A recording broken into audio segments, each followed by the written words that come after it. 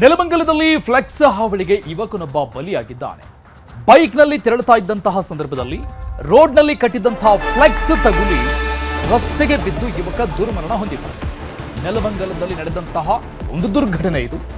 ಬೈಕ್ನಲ್ಲಿ ಹೋಗ್ತಾ ಇದ್ದಾಗ ಈ ಡಿವೈಡರ್ ಮಧ್ಯದಲ್ಲಿ ಕಟ್ಟಿದ್ದಂತಹ ಫ್ಲೆಕ್ಸ್ ತಗುಲಿ ಬೈಕ್ನಿಂದ ಕೆಳಗೆ ಬಿದ್ದು ಆ ಯುವಕ ಸಾವನ್ನಪ್ಪಿದ್ದಾನೆ.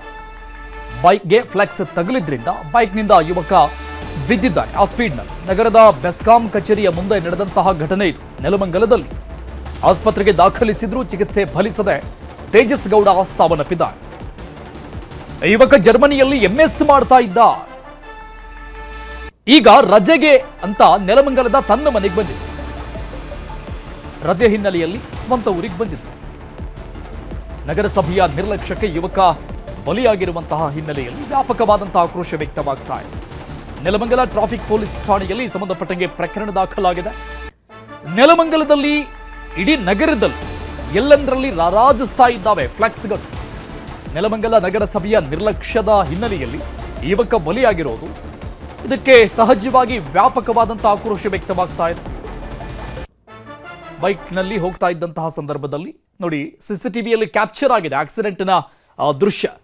ನಾವು ಮಾರ್ಕ್ ಮಾಡಿ ಕೂಡ ತೋರಿಸ್ತಾ ಇದ್ದೀವಿ ಅದನ್ನು. ಸ್ಪೀಡಾಗಿ ಬರ್ತಾ ಇರ್ತಾನೆ.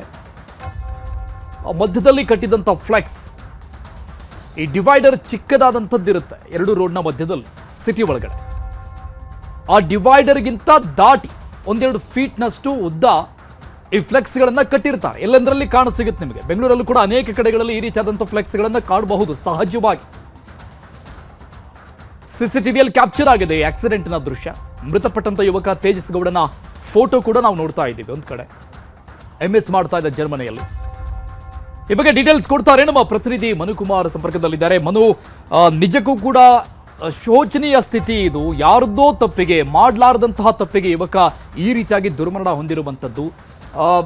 ಬೀದಿಯ ರಸ್ತೆಯಲ್ಲಿ ಹೆಣವಾಗಿ ಅಂತಹ ಸ್ಥಿತಿಗೆ ಇಲ್ಲಿನ ಆಡಳಿತ ವ್ಯವಸ್ಥೆ ಸಾಕ್ಷಿಯಾಗಿದೆ ಅನ್ನುವಂಥದ್ದು ಸಹಜವಾಗಿ ಆಕ್ರೋಶಕ್ಕೆ ಕಾರಣ ಆಗಿದೆ.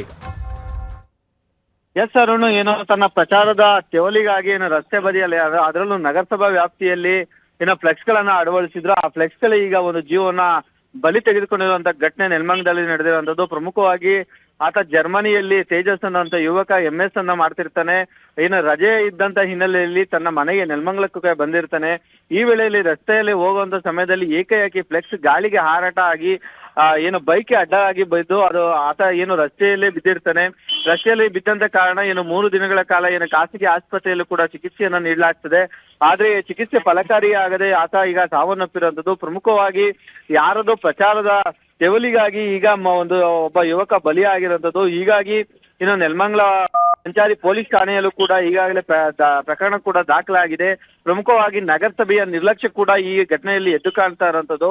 ಅಂದ್ರೆ ಈ ನಗರಸಭೆ ಅಧಿಕಾರಿಗಳು ಎಷ್ಟು ದಿನದ ಮಟ್ಟಿಗೆ ಆ ಫ್ಲೆಕ್ಸ್ ಅಳವಡಿಕೆಗೆ ಅನುಮತಿಯನ್ನ ನೀಡಿದ್ರು, ಆ ಕಾಲ ಮುಗಿದಿದ್ರು ಕೂಡ ಆ ಫ್ಲೆಕ್ಸ್ ಗಳನ್ನ ತೆರವು ಮಾಡಿಲ್ವಾ, ಅಥವಾ ಏನೋ ರಾಜಕೀಯ ಒತ್ತಡದಿಂದ, ಅಂದ್ರೆ ಈಗ ಕಾಂಗ್ರೆಸ್ ಶಾಸಕರ ಹೆಸರು ಕೂಡ ಅದು ಕೇಳ್ಪಡ್ತಿರೋದನ್ನು ನನ್ನ ಕುಟುಂಬಸ್ಥರು ಆರೋಪ ಮಾಡ್ತಿರೋದು. ಅವರ ಬೆಂಬಲಿಗರೀಗ ಫ್ಲೆಕ್ಸ್ ಅನ್ನ ಹಾಕಿರೋದು. ಆ ಶುಭ ಕೋರುವಂತ ಫ್ಲೆಕ್ಸ್ ಅಲ್ಲಿ ಕಾಂಗ್ರೆಸ್ ಶಾಸಕರ ಫೋಟೋ ಕೂಡ ಇದ್ದು ಅಂತ ಈಗ ಸ್ಥಳೀಯರು ಕೂಡ ಹೇಳ್ತಾ ಇರುವಂತದ್ದು. ಹಾಗಾಗಿ ಏನೋ ರಾಜಕೀಯ ನಾಯಕರ ಶುಭ ಕೋರುವಂತ ಫ್ಲೆಕ್ಸ್ ಏಕಾಏಕಿ ಈಗ ಒಂದು ಜೀವನ ಬಲಿ ತೆಗೆದುಕೊಂಡಿರೋದು ವಿಪರ್ಯಾಸವೇ ಸರಿ ಅರುಣ್.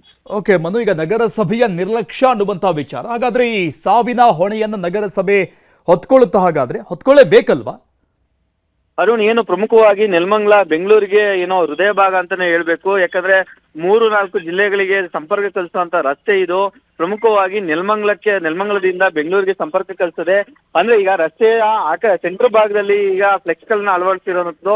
ಅಂದ್ರೆ ಎರಡೂ ಬದಿಯ ಕಡೆಗೂ ಕೂಡ ಈಗ ಫ್ಲೆಕ್ಸ್ ಗಳಿಂದಾಗಿ ವಾಹನಗಳಿಗೆ ಯಾವ್ದು ಆಪೋಸಿಟ್ ಬರ್ತಾ ಇದೆ, ನಮ್ಮ ಪಕ್ಕದಲ್ಲಿ ಯಾವ್ದು ವಾಹನ ಹೋಗ್ತಿದೆ ಅನ್ನೋದು ಕೂಡ ಏನೋ ಪ್ರಯಾಣಿಕರಿಗೆ ಕಾಣೋದಿಲ್ಲ. ಹಾಗಾಗಿ ನಗರಸಭೆಯವರು ಕೂಡ ಏನು ಎಷ್ಟು ದಿನ 2-3 ದಿನಗಳ ಕಾಲ ಏನೋ ಅವರಿಗೆ ಅನುಮತಿ ನೀಡ್ತಾರೆ. ಆ ಅನುಮತಿ ಮುಗಿದ ತಕ್ಷಣ ಫ್ಲೆಕ್ಸ್ ಗಳನ್ನ ತೆರವುಗೊಳಿಸುವಂತ ಕಾರ್ಯಕ್ಕೂ ಕೂಡ ಮುಂದಾಗಲ್ಲ. ಅಂದ್ರೆ ಅವರ ದಿವ್ಯ ನಿರ್ಲಕ್ಷ್ಯದಿಂದ ಈ ರೀತಿಯ ಯುವಕರು ಕೂಡ ಈಗ ಬಲಿ ಆಗ್ತಿರೋದು. ನಗರಸಭೆಯು ಕೂಡ ಏನೋ ಫ್ಲೆಕ್ಸ್ ಗಳನ್ನ ಗೊಳಿಸಿದ್ರೆ ಈಗ ಒಂದು ಜೀವ ಉಳಿಯುತ್ತಿತ್ತು ಅನ್ನೋದು ಈಗ ಸ್ಥಳೀಯರ ಮಾತಾಗಿರುವಂತದ್ದು. Arun, thank you Manu ಡೀಟೇಲ್ಸ್ಗೆ.